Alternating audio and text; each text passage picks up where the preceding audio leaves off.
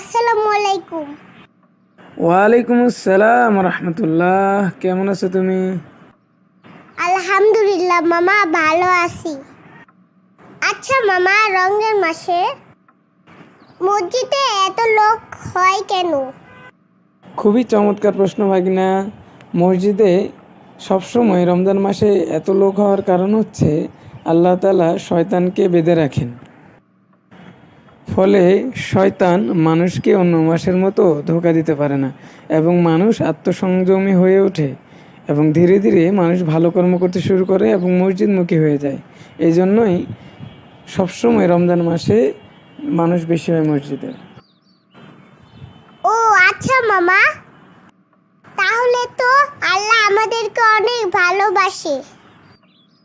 হ্যাঁ ভাগিনা, তুমি ঠিক বলেছ। আল্লাহ আমাদেরকে অনেক বেশি ভালোবাসেন এবং তিনি চান আমরা যেন জান্নাতে যেতে পারি।